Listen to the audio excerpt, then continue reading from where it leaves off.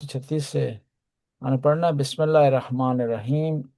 क़ूलू आमन्ना बिल्लाहि वमा उन्ज़िला इलैना वमा उन्ज़िला इला इब्राहीमा व इस्माईला व इसहाका व याकूबा वल अस्बाते वमा ऊतिया मूसा व ईसा वमा ऊतिया नबियूना मिन मिन रब्बिहिम ला नुफर्रिकु बैना अहदिम मिनहुम व नहनु लहू मुस्लिमून। कह दो कि हम ईमान लाए हैं अल्लाह पर, और उस चीज़ पर ईमान लाए हैं जो हमारी तरफ नाज़िल हुई है, और उस चीज़ पर ईमान लाए हैं जो इब्राहिम और इस्माइल, इसहाक और याकूब और असबात पर नाज़िल हुई है, और उस चीज़ पर ईमान लाए हैं जो दी गई है मूसा को और ईसा को, और जो दी गई है दूसरे नबियों को खुदा की तरफ से। और इस हवाले से, ईमान के हवाले से, हम कोई फ़र्क नहीं करते इन अम्बिया में। और हम क्या है, अल्लाह के को तस्लीम किए हुए हैं, अल्लाह की बारगाह में अपने आप को सरेंडर किए हुए हैं। यहाँ पर ऊपर वाली आयत का जवाब है ये। ईसाइयों और यहूदियों ने कहा था कि वो आदमी हिदायत पर है कि जो यहूदी और ईसाई हो। जवाब दिया जा रहा है कि हम तुमसे एक्स्ट्रा ईमान लाते हैं, हमारा ईमान कंप्रेहेंसिव है, तुम्हारा ईमान महदूद है हजरत ईसा और मूसा पर, और तुम्हारा जो ईमान है वो उन किताबों पर है जो कि फिरी हुई हैं, जो कि मुनारिफ हैं, जिनमें गड़बड़ होगी है, जिनमें कमी ज्यादती होगी है, उन पर ईमान है। हमारा ईमान खालिस भी और कंप्रिहेंसिव भी। कुलु आमन्ना, यानी ये आयत बता रही है कि इंसान जो है उस वक्त तक ईमान पर नहीं हो सकता, इस्लाम पर नहीं हो सकता, जब तक उसका ईमान कंप्रिहेंसिव ना हो। देखिए, हम फॉलो करते हैं मोहम्मद मुस्तफ़ा को, लेकिन अगर ईमान में हमें हमारे हजरत ईसा ना हो तो हम ईमान से खारिज हो जाएंगे। हमारे ईमान में मूसा ना हो तो ईमान से खारिज हो जाएंगे। हमारे ईमान में अगर तौरात वो असली वाली ना हो तो हम ईमान से खारिज हो जाएंगे। बस खुदावंद ताला यहाँ बयान कर रहा है कि सिर्फ ईसाई होना, यहूदी होना ये कमाल नहीं है। कमाल ये है कि आपने क्या करना है कि डायरेक्ट उन अंबिया को तस्लीम करना है। क्योंकि ये यहूदी होना, नसरानी होना, फर्ज करें हम मान भी लें, तो ये अभी इस ज़माने में इनकी किताब, इनकी तालीमात वो मुनारिफा है। यहाँ पर लफ्ज़ इस्तेमाल हुआ असबात। असबात के बारे में मुफस्सरीन ने दो दो माने किए हैं। एक माना यह है कि एक असबात एक नबी का नाम था, दूसरा माना यह है कि बनी इसराइल के तमाम अंबिया को असबात कहा जाता है। यानी हम ईमान लाए हैं इब्राहिम पर, इस्माइल पर, इसहाक पर, व याकूब पर, वल इसबात, बनी इसराइल के तमाम अंबिया पर ईमान लाए हैं। ताकीद के लिए बयान कर दिए। और ये कुछ नाम लिए, ये उनकी इम्तियाज की वजह से, वरना तमाम अंबिया पर ईमान लाए हैं। इम्तियाज के तौर पर बाज़ अंबिया के नाम ले लिए गए हैं। और यहाँ पर कहा कि वह नहनु लहू मुस्लिमून, सिर्फ जबान से कह देना काफी नहीं है, बल्कि फुली अपने आप को खुदा की बारगाह में सरेंडर करना, उसके अहकाम को मानना, उसके दीन को मानना, उसमें हुज्जतें न निकालना, उसमें जो है वो इनकार ना करना बाज़ चीज़ों का। ये मुहिम है, इंपॉर्टेंट है कि आप अल्लाह के सामने तस्लीम हो जाए। ये कि यहूदी होना, ईसाई होना ये कमाल नहीं, कमाल ये है कि इंसान अल्लाह की बारगाह में तस्लीम हो। ये जो तुम नाम दे रहे हो, एक फिरके का नाम दे रहे हो, ये इंपॉर्टेंट नहीं है कि तुम एक फिरके का नाम लेकर उसके बारे में कह रहे हो कि वो हिदायत पर है। हिदायत पर वो जो अल्लाह के सामने तस्लीम हो जाएगा, जो अल्लाह के सामने सरेंडर होगा। और यहां पर अगली आयत की तरफ आते हैं। फैन आमनू बिमिस्ल मा आमनतुम बिही फकद इhtदू, अगर वो ईमान ले आए यहूदी और ईसाई जिस तरह तुम मुसलमानों ईमान लाए हो, फकद इhtदू, तो वो हिदायत पर होंगे। यहां पर आयत ये बता रही है कि ईमान का जो मिसाली महवर है नबी पाक की जात है, उस तरह कोई ईमान लाए, उनके फॉलोअर की तरह ईमान लाए तो वो ईमान पर है, वरना जो है वो ईमान पर नहीं है। यहां पर ये आयत बता रही है कि दिल में ईमान रखना भी जरूरी है और उसका इजहार करना भी जरूरी है। दिल में भी ईमान रखें और इजहार भी करें। फ़इन तवल्लो फ़इन्नमा हुम फी शिकाक, कि अगर वो क्या है फिर जाएंगे उस ईमान से जिस पर मुसलमान हैं, تو وہ کیا ہے، شقاق میں انہوں نے ایک علیحدہ راستہ اختیار کیا ہے، انحرافی راستہ اختیار کیا ہے، وہ بگڑے ہوئے ہیں، منحرف ہیں، گمراہ ہیں۔ فَسَيَكْفِيكُهُمُ اللَّهُ کہ اے مسلمانوں تمہارے لیے اللہ کافی ہے۔ یہاں پر اس آیت کا ایک بیک گراؤنڈ ہے کہ مسلمانوں کے یہ دل چاہتا تھا کہ عیسائی اور یہودی مسلمان ہو جائیں، اور جب کوشش کرتے اسٹرگل کرتے تھے وہ مسلمان نہیں ہوتے، پریشان ہو جاتے تھے، ٹینشن کا شکار ہو جاتے ہیں۔ خدا کہتا ہے پریشان ہونے کی ضرورت نہیں ہے، تمہارے لیے اللہ کافی ہے۔ تم نے اللہ کو مان لیا، سرنڈر کر لیا، یہ مسلمان ہوں یا نہ ہوں، ان کے آنے یا نہ آنے سے کوئی اسلام میں فرق نہیں پڑنے والا۔ جب تمہارے ساتھ اللہ ہے تمہیں پریشانی کی کیا ضرورت؟ اور اسی طرح جنگ احد میں ہوا، کہ کفار اپنے بتوں کا نام لیتے تھے، ان کو مدد کے لیے پکارتے تھے، تو مسلمانوں کو حکم تھا کہ وہ اللہ تعالیٰ کو مدد کے لیے پکاریں، وہ اللہ تعالیٰ سے نصرت حاصل کریں، اللہ تعالیٰ کی بارگاہ میں گریہ وزاری کریں۔ اور وہ کہتے تھے، لات و منات کہتے تھے، یہاں سے حکم تھا کہ آپ کہیں کہ اللہ کافی ہونا و شافی ہونا، اللہ ہمارے لیے کافی اور شافی ہے۔ اور اس آیت سے ایک اور نقطہ نکلتا ہے کہ انسان کو خودخواہ نہیں ہونا چاہیے، حق کے سامنے تسلیم ہونا چاہیے۔ یہاں پر یہ یہودیوں کا یہی مسئلہ تھا کہ وہ خودخواہی میں مبتلا تھے، خود پسندی میں مبتلا تھے، تکبر میں مبتلا تھے۔ وہ سمجھتے تھے کہ حق یہودیوں کے ساتھ ہے، وہ سمجھتے تھے وہ جو کر رہے ہیں وہ صحیح ہے، اس کے علاوہ سارے لوگ غلط ہیں۔ قرآن کہہ رہا ہے کہ ایسا کرنا صحیح نہیں ہے، انسان کو دیکھنا چاہیے حق جہاں ملے اسے وہ لے لے، علم جہاں ملے اسے وہ لے لے۔ اس لیے امیر المومنین علیہ السلام ارشاد فرماتے ہیں، الحکمت ضالۃ المومن، حکمت مومن کی گمشدہ میراث ہے، وہ جہاں سے اسے ملتی ہے وہ لے لیتا ہے۔ یعنی وہ نہیں دیکھتا کہ یہ جس کے پاس حکمت ہے وہ مسلمان ہے یا کافر ہے، حکمت اچھی چیز، اچھا پوائنٹ وہاں سے مل رہا ہے۔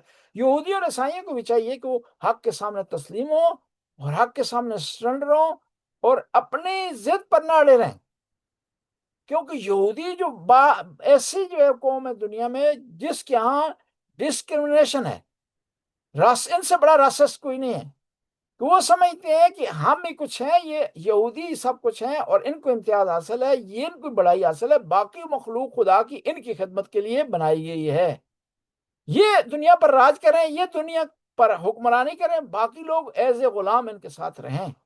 تو قرآن نے کہہ دیا نہیں، یہ معیار نہیں ہے اچھائی کا کہ انسان کسی خاص مذہب پر، معیار یہ ہے کہ وہ اللہ کو مانتا ہو، معیار یہ ہے کہ وہ انبیاء کو مانتا ہو، معیار یہ ہے کہ وہ آسمانی کتابوں کو ظاہری طور پر بھی مانتا ہو اور باطنی طور پر بھی مانتا ہو۔ تو تب جو ہے وہ ہم کہیں گے کہ وہ حق پر ہے۔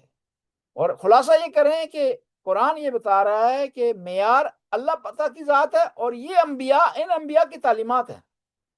اس کے علاوہ کوئی ہٹ کر کوئی نام کسی فرقے کا رکھے، اس میں جو کچھ بھی لکھا ہوا ہے وہ معیار نہیں ہے۔ معیار کیا ہے؟ اللہ کی ذات، ابراہیم ہے، اسماعیل ہے، اسحاق ہیں، یعقوب ہیں، موسیٰ اور عیسیٰ ہیں، اور جو تمہارے پاس تعلیمات ہیں، ہم فرض کر لیں کہ حضرت جو ہے عیسیٰ کی تعلیمات ہے، لیکن یہ مکمل نہیں ہے، یہ ناقص ہیں، ان میں ادھورا پن پایا جاتا ہے، بس تم کس طرح کہہ سکتے ہو کہ تم حق پر ہو؟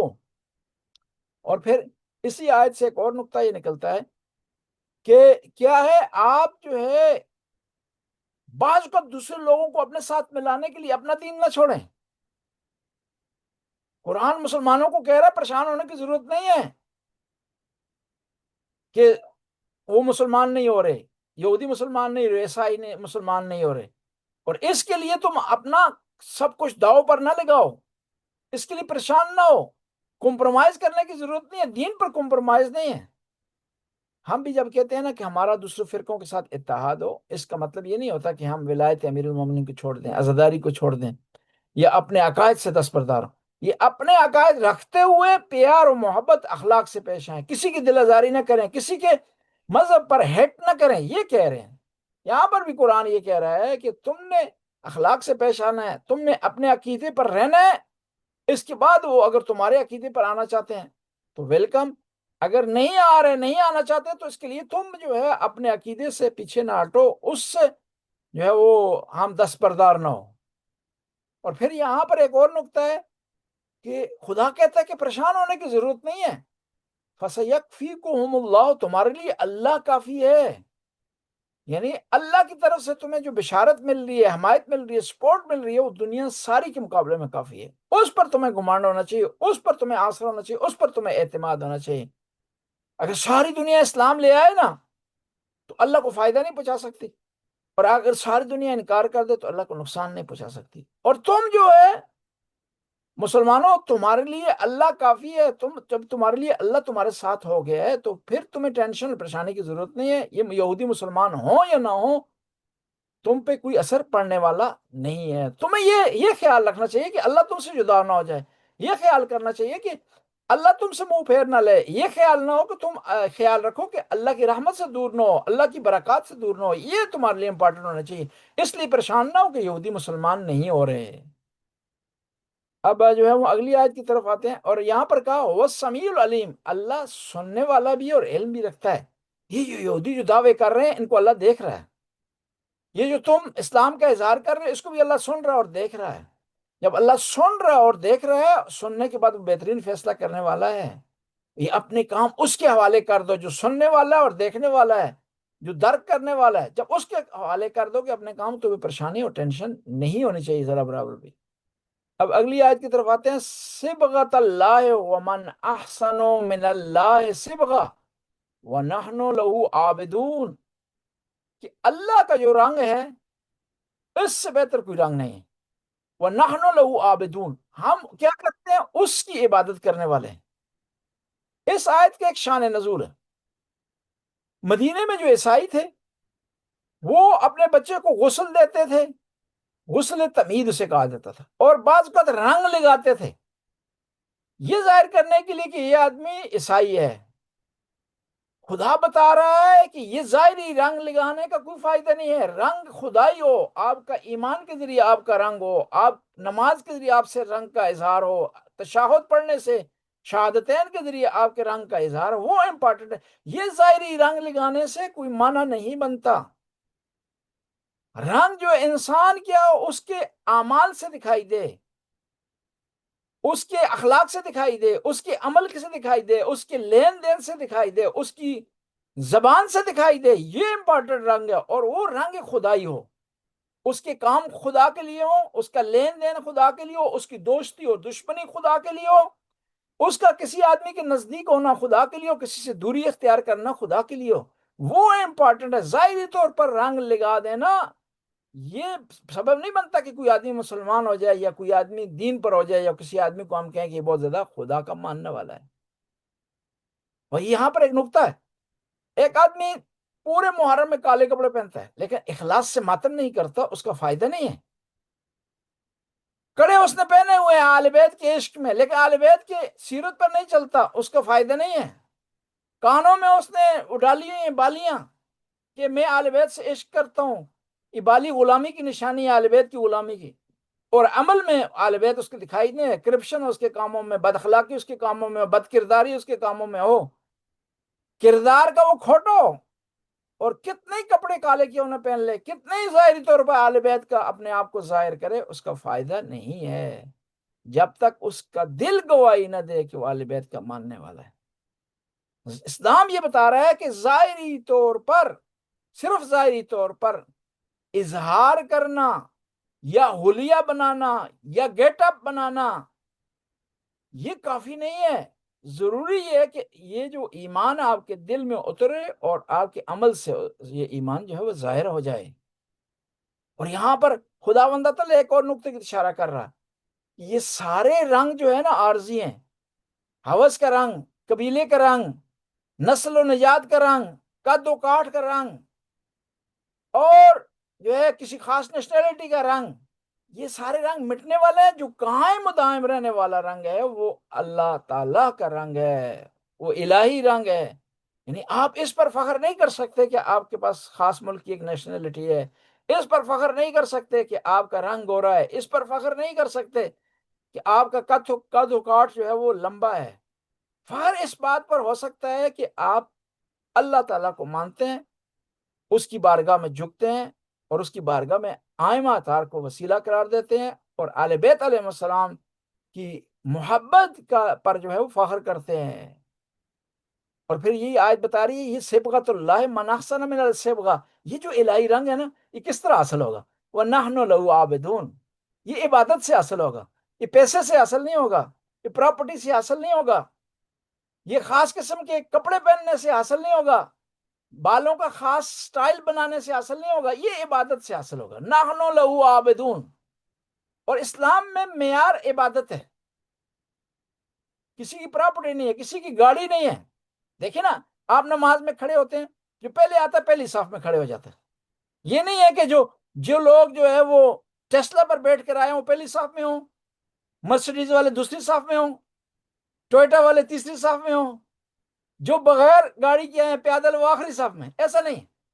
حتیٰ حکم یہ ہے کہ اگر کوئی آدمی پہلی صف میں بیٹھ گیا ہے اس کو وزیر اعظم بھی نہیں اٹھا سکتا، اگر کوئی اٹھائے گا اس جگہ پر بیٹھے گا زبردستی تو اس کی نماز باطل ہے۔ یعنی اسے کہتے ہیں اسلام میں برابری اور مساوات۔ یعنی معیار کیا ہے؟ عبادت ہے، نحن لہو عابدون۔ اور پھر ایک اور چیز، جب اللہ کا رنگ آپ اختیار کر لیں گے نا، بندگی معیار ہو جائے گا، معیار خدائی ہو جائیں گے، تو پھر سارے لوگ ایک جیسے دکھائی دیں گے، تو پھر فرق نہیں ہوگا کالے اور سفید میں، لمبے قد والے چھوٹے قد والے میں، صحیح ہیوی باڈی والے میں اور کمزور آدمی کے، کوئی فرق نہیں رہے گا، اس میں یکسانیت جو ہے وہ پائی جائے گی۔ اور اس کی ابتدا کیسے سے ہوگی؟ ظاہری معاملات سے ہوگی، لیکن وہ ظاہری معاملات اس وقت فائدے دیں گے جب وہ معاملات آپ کے دل میں اتریں گے۔ اسلام ماڈل دیتا ہے اور کہتا ہے اس ماڈل کو آگے لاگو کریں۔ دیکھیں آپ جب عمرہ کرتے ہیں، احرام باندھتے ہیں، سب کا لباس ایک جیسا ہے، کسی کا لباس سلا ہوا نہیں ہے، کسی کا لباس جو ہے وہ خاص قسم کے مارکے والا نہیں ہے، سب کا لباس سادہ سیم۔ یعنی کم از کم آپ جب خدا کی بارگاہ میں آ رہے ہیں تو آپ کا لباس ایک جیسا ہونا چاہیے، اور اسی کو فالو کریں اپنی زندگی میں۔ یعنی آپ معیار خدائی بنائیں، ایبلٹی اور میرٹ معیار جو ہے وہ ہو انسانیت کو پرکھنے کے لیے، کسی کی پراپرٹی معیار نہ ہو، کسی کی دولت معیار نہ ہو، کسی کی گاڑی معیار نہ ہو، کسی کا گھر معیار نہ ہو۔ یہی بتا رہا ہے اسلام۔ اور دیکھیں نا، مختلف قسم کے لوگ آتے ہیں دنیا میں، بڑے بڑے فلاسفر، انہوں نے برابری کی اور مساوات کا نعرہ لگایا ہے، لیکن عملی طور پر نہیں ہو سکا۔ یہ واحد اسلام دین تھا کہ جس نے مساوات کا نعرہ لگایا، اعلان کیا سورہ حجرات میں، اور اس پر عملی طور پر عمل کیا۔ کہا کہ ان اکرمکم عند اللہ ان اکرمکم عند اللہ اتقاکم جعلناکم شعوبا وقبائل لتعارفوا ان اکرمکم عند اللہ اتقاکم۔ ہم نے تمہیں جو ہے شعبے قرار دیا ہے، برانچیں بنایا ہے، قبیلے بنایا ہے، لیکن معیار برتری کا قبیلہ شعبہ نہیں ہے، نژاد نہیں ہے، نسل نہیں ہے، بلکہ کیا ہے؟ وہ تمہارا تقوی ہے، تمہاری بندگی ہے خدا کی بارگاہ میں۔ بس ہم اس معیار پر کوشش کریں گے تو اس دنیا میں بھی کامیاب ہو جائیں گے، اس معیار پر آگے بڑھنے کی کوشش کریں گے تو آخرت میں بھی کامیابی ہوگی، خداوند تعالیٰ بھی ہمارا ہم سے خوش ہوگا۔ یہیں پر ہم مکمل کرتے ہیں، تو اگر کوئی سوال ہے تو خدمت میں حاضر۔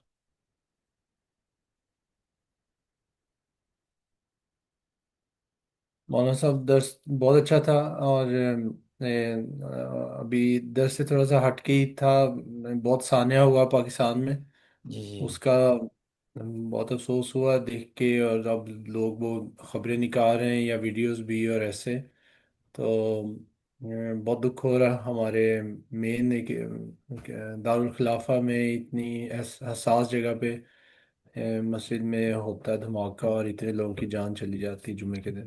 بے گناہ لوگوں کی، نمازیوں کی، عبادت گزاروں کی، جی صرف ان کا جرم یہ ہے کہ ولی اللہ کہہ رہے ہیں، صرف ان کا جرم یہ ہے کہ اہل بیت علیہ السلام کے غم میں شریک ہوتے ہیں۔ جی اور پھر دیکھیں سب سے بڑی یہ ہوتی ہے کہ ایک آدمی عبادت کے لیے ہے جس کا کسی سے لین دین نہیں ہے، کسی سے زیادتی اس نے نہیں کی، وہ خدا کی بارگاہ میں جھکا ہوا، تو اس سے بڑا ظلم کوئی نہیں ہو سکتا کہ نہتے لوگوں کو، خالیات لوگوں کو اور سجدے میں لوگوں کو شہید کر دینا۔ جی تو انشاءاللہ اس کے آخر میں ایک فاتح شہداء کے لیے پڑھی جائے گی، اور اس جی میں جہاں تک بھی ہو سکے آپ سے سوشل میڈیا میں اس کی مذمت کریں، اظہار ہمدردی کریں، اور ہم بھی دیکھتے ہیں کہ جو ہے وہ کیا ہوتا ہے کہ ایمبیسی میں یا ایک یادداشت جو ہے وہ کم از کم لیٹر ان کو بھیجیں ان سے ملاقات کرنے کے بعد کہ اس قسم کے صحنیات کو روکنے کے لیے پاکستان کی گورنمنٹ اقدام کرے۔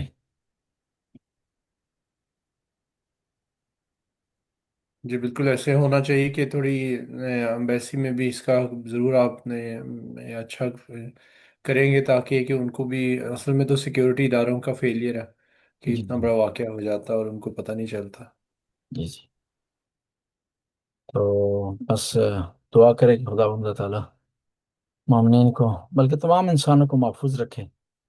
اے، اے، مظلوم مظلوم ہے، چاہے وہ کسی مذہب سے اس کا تعلق ہو، اور ظالم ظالم ہے جس مذہب سے اس کا تعلق ہو۔ تو جو ہے ان سے خانوادوں سے بھی ہمدردی کا اظہار کیا جائے۔ اور یہ نہیں ہے کہ وہ مومن تھے، شیعہ تھے، جو بھی اس طرح جو مظلومیت کی حالت میں مارا جائے، شیعہ ہو، سنی ہو، حتیٰ کیا ہو، لا مذہب ہو، لیکن مظلوم ہو تو اس کا ساتھ جو ہے دینا چاہیے، اس کو سپورٹ کرنا چاہیے۔